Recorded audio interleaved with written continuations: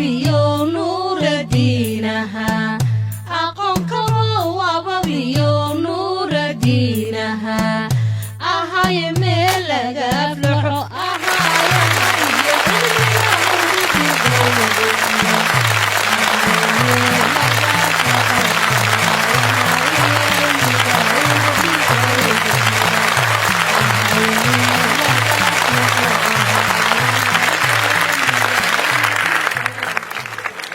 ardayda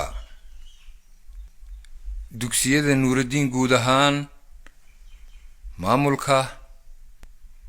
iyo macallimiintaba waxaan idin leeyahay assalaamu calaykum waraxmatullaahi wabarakaatuh. iminka markaan idiin soo socday aan wadadan weyn ka soo laabayay jidka barbarkiisa waxaa taagnaa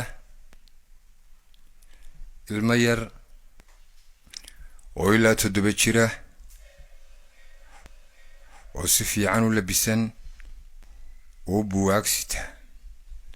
balse dhibta ugu weyn ee haysataa tahay siduu jidka uga talaabi lahaa samxadda baabuurta sanka isku haysa darteed. waxaan xasuustay xaaladii nololeed ee aan ku sugnaa markaan isaga leekaa intaanan maansada u gelin haddiiba xusuustayda qadar aan dib u celiyo oo aan tago maalin ka mida maalmahan yarkaa leekaa ku dhowaad 20 daqiiqo oo aan xaafadayda ka maqnaa kadib ayaan isiri dib ugu laabo oo wadooyin isku wada mid ah dad isku wada eeg iyo guryo aan kala duwanayn jidkaan ka imi iyo kaan ku socdo iyo kuwa ballahayga ka leexanaya midkoodna malaha calaamado iyo astaamo lagu kala sooco. daqiiqad kastaba waxaan sii dareemayaa inaan badahay cabsiduna way igu sii badanaysaa. daymada aqal kasta kaayagii buu ila ekaadaa wuu noqon waayaa anna waan ka noqdaa. waxaan dhex meeraysanayaa ku dhowaad 5,000 oo qoys oo hal mar meel la wada dejiyey hoygooduna yahay taandhooyin wada cad oo taandha aanay taandha ka duwanayn. show barwaaqada iyo ladnaanta intay dadku ku sugan yihiin sidiinan oo kale ayay kala muuqaal duwan yihiin. dadka marka aan ka hadlayaa waa isku duruuf ku sugan nolosha halkii ugu hoosaysay. dad maqaarku ku wada dhagay dhabanadooda guteen dhaforaduna soo wada baxeen oo kii ku dhaafay ku hor socda hugooda iyo hargahooda aanad kala garanayn. codkun baase lagu kala aqoonsan karaayay wana kaan miciinsaday anigoo ku dhawaaqaya hooyooy hooyooy hooyooy. intee buu saqaylo wadi karaa ilmo yar oo daalan oo haraadan oo gaajoonaya oo ambadihi. si kasta way dadku u diifaysan yihiin naxariistu kama dhammaatee kulba qof baa igu soo baydha. halkee buusay geyn qofaan hebelnimo ina hebelnimo iyo jaarnimo midnaba aan ii garanayn. in badan oo iyaga ka mid ahi waxaabay isku dayeen inay guryahooga ay geeyaan balse aan ku xasilayn joogitaanka hooy aan hooyaday joogin. baadigoobkii taandhadayadii iyo aqalkaygii ku aadanaa baan iska sii wati sidaalay. carruurnimadaasi nugay lehe tamartaydii waxay ku soo ururtay oohin. waxaan si farxad iskala garan waayey goor maqrib ku siman markii aan maqlay codka dhawaaqa hooyaday oo leh war xasanow igu dhagtay durbadiiba gacantay qabatay oo xaafadayeedii geysay. hooye waa hooyinoo inaan haraadanahay ogeyde biyaygu qabatay. halkaasina waa halkaan ku garaadaystay dugsigana ka bilaabay waana xeradii qaxootigee la odhan jiray dulcad. dadku xilligaa waxay ahaayeen isku duruuf aan kala lahayn taajir iyo faqiir oo dhammaantood kuyuu boorasho gala. weelka ay wax ku cunaan wuxuu ahaa caag waxa ay cunaanna waxay ahaayeen qabadi iyo garaax saliid leh taasi oo bishiiba hal mar ay safaf dhaadheer u geli jireen. maalmaha qaadashada raashinka ay u xaadirayaanna ciid ugamay duwanayn. wakhtigaa adag laga soo gudub, la soo dhaafiyo waa nabad. dalkii dib loogu soo guriye noqoy, iskuulladii dib loo bilow. haddana markii iskuullada dib loo bilaabay ma jirin bal caddan aa xidhan tihiin, basaskan aad ku rawaxasaan iyo telefoonnadan casrigii aad sidataan. waxaan qabaa jiilkii aan ka midka ahaa inaad ka nolol wanaagsan tihiin, ood ka nasiib badan tihiin, ood ka mustaqbal fiican tihiin. waxaan sheekadaasi xasuusteeda idinku soo qaaday inaan idin xasuusiyo halka laga yimi. quruxdan, shacnigan, sharaftan wejiyadiinna ka muuqday ilaahay ka sakow waxaa suuro geliyey dadkiinna ka mid a. idinkana waxaa laydinka doonayaa inaad jiilasha idinka dambeeya a u horseedaan nololtiinna ka dooroon. waana mas-uuliyad idin saaran oo idin sugaysa. waxaan idinku baraarujinayaa inaad wakhtiga qiimihiisa garataan oo intaad da'yartiin aad ka faa'iidaysataan si markaad gabowdaan aydaan qoomamo u heshin. haddaad maqasho maalqabeen, aqoon-yahan, caalim ama cid kastoo nolosha horumar iyo tadawar ka samaysay, iskama noqon waxa ay noqdeene waxa ay ku noqdeen ka faa'iidaysiga wakhtiga iyo adeegsiga maskaxda. maalmo kooban waad ka faa'iidaysatay, xusuustoodu waxay kuu dhashaa farxad, halka maalmo kale oo kooban oo wakhtigaaga ka mida oo kaa dayacmay xusuustoodu kuu dhasho murugo iyo qoomamo. sida xoolaha xero loogu ilaaliyo, ee hantida qasnad ama baan loogu ilaaliyo, ee sumcadda iyo sharafta dhowrsooni iyo dhaqan wanaagsan loogu ilaaliyo, wakhtigiinna ku ilaaliya dadaal, oo siday biyuhu bilaa midab, bilaa ur, bilaa dhadhan u yihiin, noloshu yaana idinka noqon bilaa tacab iyo bilaa dadaal.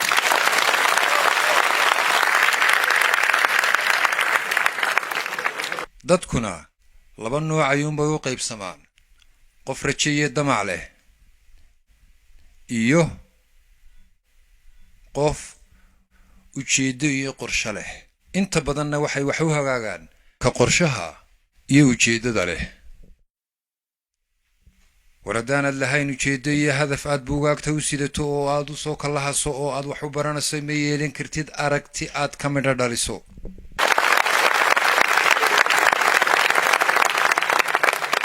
wax kastoo bataana way jabaan oo way raqiisaan marka laga yimaado akhlaaqda iyo camalka wanaagsan. haddaad suuqa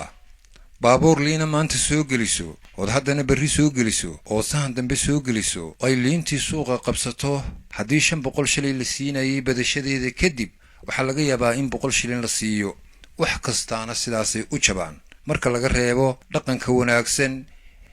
iyo acmaasha suuban. khayrka ugu weyn ee qofku naftiisa u sameeyaana waa inuu akhlaaq yeesho. qof aan aqoon lahayn oo aamusan wuxuu ka fiican yahay qof aqoon leh oo aan akhlaaq lahayn. sida geedka hadhka fiican leh dadku u jecel yihiin inay hoos fadhiistaan, ayay qofka wanaagsanna u jecel yihiin inay la rafiiqaan. afka wanaagsanna waxa ka fiican dhaqanka wanaagsan. in dadku runta sheegisteeda kugu nacaanna waxa ka xun in beenta sheegisteeda ay kugu jeclaadaan. siday cagtaadu dhulka meesha boodhka leh raad ugaga tegayso, ayuu dhawaqa iyo codka afkaaga ka soo baxayaa dhagaha dadka saamayn ugu yeelanayaa. markaa ha isku dayin inaad codkaaga kor u qaaddo oo aad qayliso. waxaad se isku daydaa inaad habfikirkaaga kor u qaaddo. mar kastood habfikirkaaga kor u qaadana waxaa isbeddelaya habdhaqankaaga. mar kastoo habdhaqankaagu isbeddelana waxaa isbeddelaya habnololeedkaaga. dadkuna intay aqliga ka fikiraan waxaa ka badan intay indhaha ka fikiraan.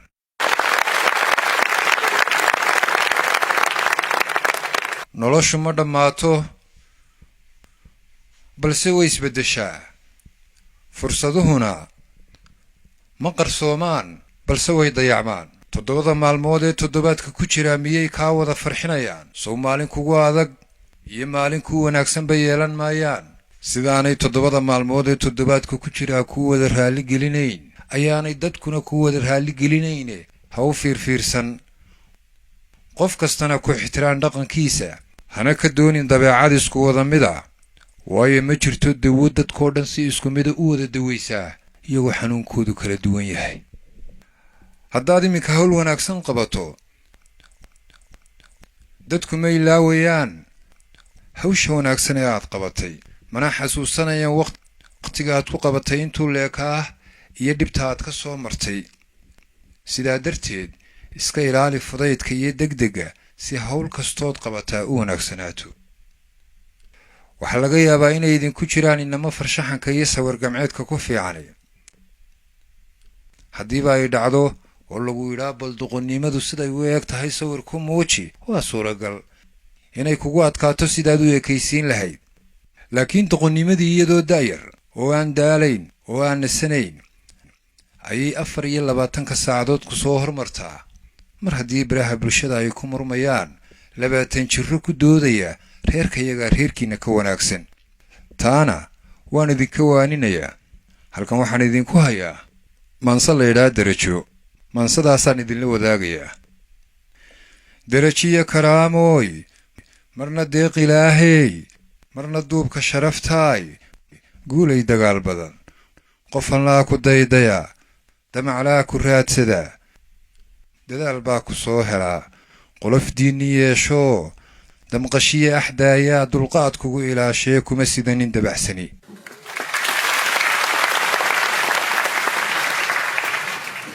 libta laysu dacare mana weydi dib u riday markaaad ku durugtaba dabra himiladaade noqon ruux dalluuntiiyo hadba dabinka hoos yaal dusha sare ka garan karaa qasab maaha inaad guulaysataa waxaase qasaba inaad isku daydo inaad guulaysato guushana waxaa shardi u ah caqabadaha iyo dhibaatooyinka haddaad horumar ku tallaabsato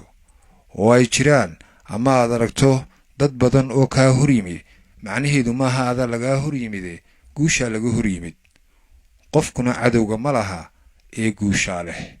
duni aad ka tahay boqor ha ka noqon qof dayraa dahab baad u dhalatee sida maar ha doorsamin karaamaad ku dadantee sida duunya ha u lumin adigoo dal hagi karaa aduu ha isla daadegin dhegtu way da'weyntee magacaaga diib mari taariikh baa dambaysee ha ka tegin wax laga dido waxaanuunka kugu dara daralee gob kaa dhiga nunsamaanta weeye noqon ruux ka daahira waxa sharafta kaa dila oo mudan ku dayashana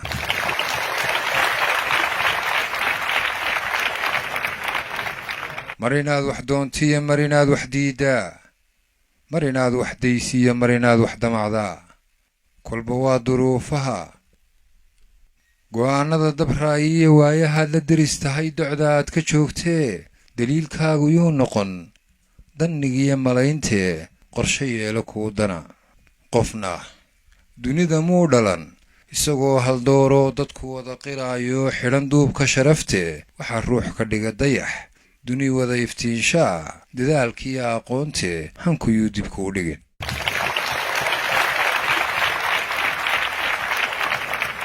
ma jiro qof inaga mida oo dhashay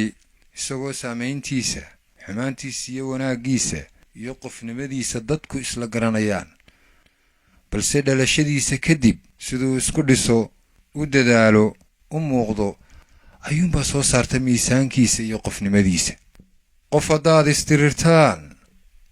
misna xoog lagugu diro hal mar baad ku dagantee waxaa duubi feedhkii duulaan ka sii culus maskaxdoo lagugu dilo haddiiba ay dhacdo inaad qof isdishaan oo murq ahaan lagaga adkaado hal mar uunbaa laga adkaaday balse haddii maskax ahaan laga adkaado dhammidaaba waa laga adkaaday duxda waana maqalkaa daralee xambaartee marka ruux dantaadiiyo kuu akhriyo duruusaha dareenkiiyo dhagaha furo marka ruux ku durayaa dhaliishaada daydayo istifaaxal maahee u adkaysa deelqaaf haddii lagula dabagalo xuma lagula daydayo ha qaniinin debintee u dulqaada aadmiga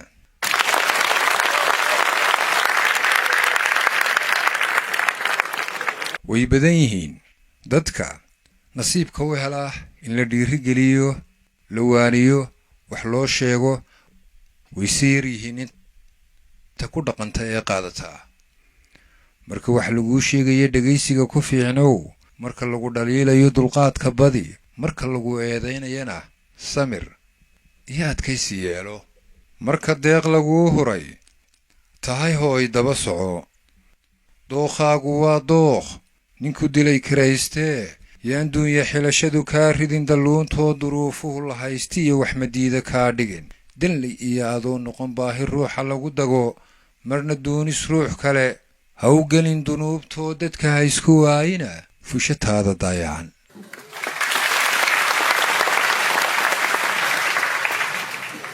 waxa la yidhaha doqonkay sugi fariid buu noqdaa balse fariidka isla boodaa doqon buu noqdaa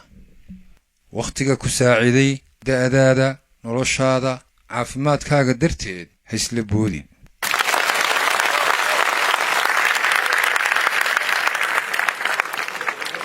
qof dunuub lahaa jiray dumay oo qubuur galay mar kaleeta degelkiya iman maayo dunidee dayashada qof liitiya dulligu ay tixraaci waxaa darajo hoos maray ka damiirku meed yahay dusha qolofku nool yahay ee xumaan ku dabagalay khaladaadka waa layskaga daydaa haddiiba dadku ay ku daydaan dad dhintay oo kharribnaa oo dhaqankoodu liitay macnaheedu maaha dadkiibaa dib u soo noolaaday ee waa ka nool baa dhintay ee dharkuun iska xidhan war maxaa ku dayashada Michael Jackson kaaga cabaa adigoo heli kara Sheekh Mustafa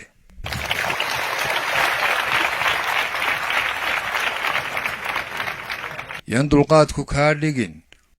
qof damiirku meed yahay fudaydkuna adoo dagan magacaaga yuu dilin ha yeeshee duntaadii ayna tahay qof daacada adigoon ku daalayn dadka kale ka dhaadhici dabcigaagu ka tahay ha ku sheego dabadaa dadka waayahaa bara diihaalkiiyo dhibaatada ka dabaaladkoodii miyaan dani ku seetayn wakhti daran ku soo marin intaa dunida noolayd dayac maana soo arag maxaa duubigaaga iyo gacmahaaga dib u xidhay miyaan duurka nololeed qabyadii ku dacalool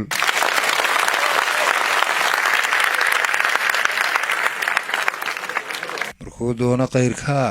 aqoon inuu ku duuloo dayax iyo cirkaa tago adna maaha daawo dabar garashadaade wax kuu diiday curintee fahankiiyo dareenkii kaa daboolay ii sheeg marka dayma raadcada dihashada wax kugu cusub durba keena qayrkaa adna maaha daba joog wuxuu doorba keeno oo dalbashada ku kaaftoon marka damaca qayrkaa yahay duni dhan maaree adna maaha dibuguur oo hankaaga duuduub darajada wax kaa xiga oon dadaalahayn sheeg